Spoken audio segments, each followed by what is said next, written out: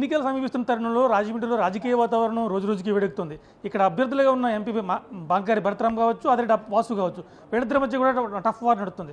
ప్రస్తుతం మనతో ఎంపీ మార్గని భరత్ ఉన్నారు. ఆయన అడిగి మరిన్నో తెలుసుకునే ప్రయత్నం చేద్దాం. సార్ చెప్పండి, ఏంటి యాక్చువల్గా సాక్ష్యాధారాలు ఫోటోలతో సహా మీరు ఈరోజు వాళ్ళ కార్యక్రమాలు నిరూపించే ప్రయత్నం చేస్తున్నారు, ఏంటి?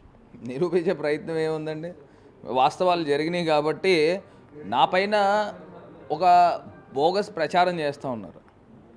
ఇప్పుడు నేను క్లీన్ పాలిటిక్స్ చేస్తున్నానండి. My only thought process, my agenda is development కాకుండా ఇంకొక అంశాలు కూడా ఉండవు. నేను ఏదో లోకల్ రాజకీయాలు చేయాలి, లేకపోతే చిల్లర రాజకీయాలు చేయాలి, అసలు నా మైండ్లోనే ఉండదు.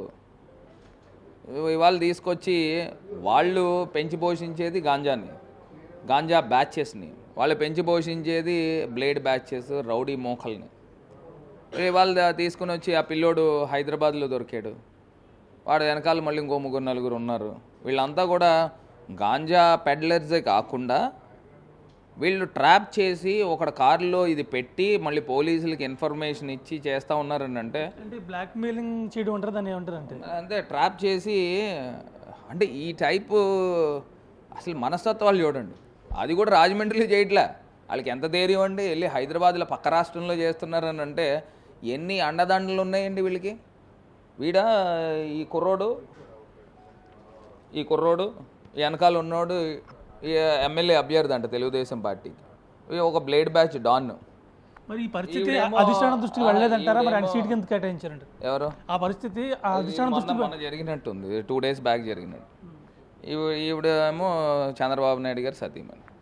అంటే ఎంత రోగ్స్, ఇలాంటి వాళ్ళు రోగ్స్ రాజకీయాల్లో ఉంటే రాజమండ్రి ఏ రకంగా అవుతుందనేది ఒకసారి ఆలోచన చేయండి. ఆయన మాత్రం థ్యాంక్ యూ భరతరామ్, మా రాజమండ్రి సంస్కృతి సాంప్రదాయాలు కళ్ళకు నెలవు, ఇది మాత్రం థ్యాంక్ యూ భరతరామ్ అన్నారు. నేను ఒకటి చెప్తాను, డైలాగులు ఎన్నైనా కొట్టచ్చు, ఏముంది బోగస్ ప్రచారం ఎన్నైనా చేయొచ్చు.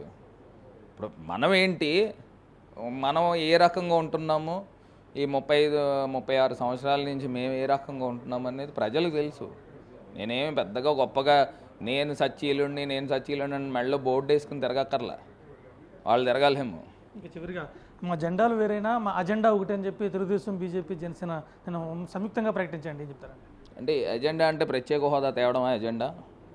అది చెప్తే ఆ ప్రత్యేక హోదా వాళ్ళు తెస్తే నేను సెల్యూట్ కొడతాను వాళ్ళకి. మరి ఎజెండా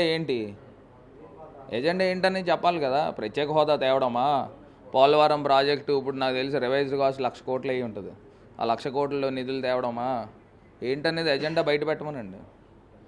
రాజమండ్రిలో బ్లేడ్ బ్యాచ్లను పోషిస్తున్న వ్యక్తికి టీడీపీ అధిష్టానం టికెట్ ఇచ్చింది, దాన్ని పరిశీలి చేసుకో. అలాగే కామన్ ఎజెండా ఏంటనేది స్పష్టంగా చెప్పాలి. ప్రత్యేక హోదా ఇస్తారా, మీరు చెప్పదలుచుకున్నది ఏంటో చాలా స్పష్టంగా చెప్తే ప్రజలు కూడా క్లారిటీ ఉంటుందని చెప్పి మార్గాన్ని భరత్ అంటున్నారు. కెమెరామెన్ రవిశంకర్తో రాజేష్, బిగ్ టీవీ, రాజమహేంద్రవరం.